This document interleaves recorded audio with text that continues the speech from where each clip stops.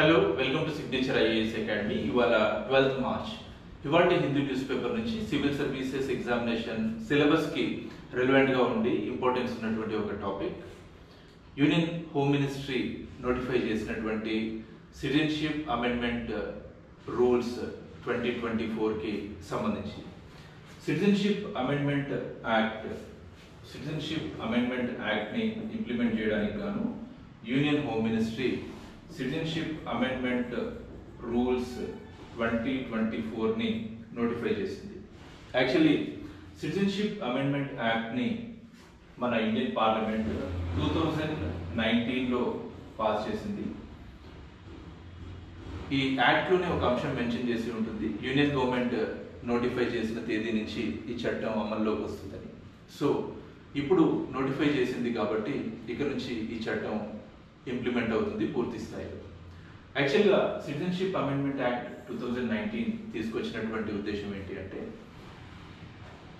ఆఫ్ఘనిస్తాన్, బంగ్లాదేశ్, పాకిస్తాన్ ఈ మూడు దేశాల్లో రిలీజియస్ మైనారిటీస్గా ఉన్నటువంటి Hindu, Sikh, Buddhist, Christian, Jain and Parsi వీళ్ళు అక్కడ పర్సిక్యూషన్కి గురై ఎవరైతే భారతదేశానికి వచ్చారో 31st డిసెంబర్ 2014 ఈ డేట్ రోజు కానివ్వండి, ఇంతకంటే ముందు కానీ ఎవరైతే ఇలా భారతదేశానికి వచ్చారో వాళ్ళకి సిటిజన్షిప్ కల్పించడం కోసం ఉద్దేశించింది ఈ సిటిజన్షిప్ అమెండ్మెంట్ యాక్ట్ 2019.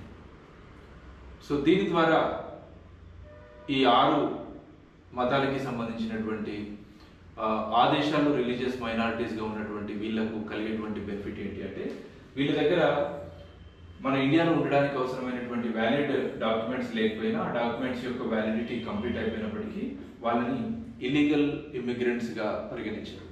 యాక్చువల్లీ మనకు ఉన్నటువంటి పాస్పోర్ట్ యాక్ట్ ప్రకారం కావచ్చు, ఫారినర్స్ యాక్ట్ ప్రకారం కావచ్చు, వ్యాలిడిటీ కంప్లీట్ అయిపోయిన తర్వాత మన దేశంలో ఉండడం, ఆ తర్వాత వ్యాలిడ్ డాక్యుమెంట్స్ లేకుండా రావడం, ఇవన్నీ వాళ్ళని ఇల్లీగల్ ఇమిగ్రెంట్స్గా పరిగణిస్తారు. కానీ వీళ్ళ విషయంలో ఇండియన్ గవర్నమెంట్ ఎగ్జెంప్షన్ ఇచ్చింది. వీళ్ళకి ఇప్పుడు రిజిస్ట్రేషన్ ప్రాసెస్ ద్వారా కానివ్వండి, న్యాచురలైజేషన్ ప్రాసెస్ ద్వారా కానివ్వండి వీళ్ళకి సిటిజన్షిప్ని కల్పిస్తుంది. మరొక ఇంపార్టెంట్ విషయం ఏంటి అంటే, యాక్చువల్గా మన దేశంలో ఒక ఫారినర్ న్యాచురలైజేషన్ ప్రాసెస్ ద్వారా సిటిజన్షిప్ పొందాలి అంటే అప్లై చేసే నాటికి కనీసం 12 సంవత్సరాల నుంచి మన దేశంలో ఉండాలి. నేను చెప్తుంది ఒక ఆర్డినరీ ఫారినర్కి సంబంధించినటువంటి అంశం. వీళ్ళ విషయంలో ఇచ్చినటువంటి ఒక ఎగ్జెంప్షన్ ఏంటి అంటే, వీళ్ళు 5 years అప్లై చేసే నాటి కంటే ముందు ఒక 5 years నుంచి ఇండియాలో రెసిడెన్స్ ఉన్నప్పటికీ వీళ్ళకి న్యాచురలైజేషన్ ప్రాసెస్ ద్వారా కూడా సిటిజన్షిప్ పొందే వెసులుబాటుని కల్పించింది ఈ చట్టం. అయితే ఈ చట్టం ఇంప్లిమెంటేషన్కి సంబంధించి కొన్ని చోట్ల ఎవరైతే రిలీజియస్ మైనారిటీస్ మన దేశానికి ఇమిగ్రెంట్స్గా వచ్చారో వాళ్ళు ఉన్న చోట ఆనందం వ్యక్తం అవుతుంది. అస్సాం లాంటి చోట దీనికి సంబంధించినటువంటి వ్యతిరేకత కూడా వ్యక్తం అవుతుంది. ఎందుకంటే బంగ్లాదేశ్ నుంచి అస్సాంకి ఎక్కువగా వచ్చినటువంటి ఇమిగ్రెంట్స్కి ఈ విధంగా సిటిజన్షిప్ కల్పించడం వల్ల అక్కడ స్థానికంగా ఉన్నటువంటి ప్రజల హక్కులకు భంగం కలుగుతుంది అనేది వాళ్ళ యొక్క వాదన. ఈ చట్టం దేశం మొత్తం వర్తిస్తుంది అంటే దేశం మొత్తం వర్తిస్తుంది, కానీ ఒక ఎగ్జెంప్షన్ ఉంది. ఆ ఎగ్జెంప్షన్ ఏంటి అంటే, కాన్స్టిట్యూషన్లోని 6th షెడ్యూల్లో మెన్షన్ చేసినటువంటి అస్సాం, మేఘాలయ, మిజోరాం, త్రిపుర ఈ రాష్ట్రాల్లోని ట్రైబల్ ఏరియాస్లో ఈ చట్టం వర్తించదు.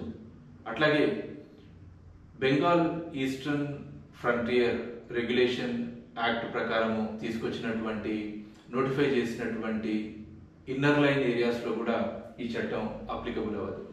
ఇది సిటిజన్షిప్ అమెండ్మెంట్ యాక్ట్కి సంబంధించినటువంటి ఇన్ఫర్మేషన్. నెక్స్ట్ డే మళ్ళీ కలుద్దాం. Thank you.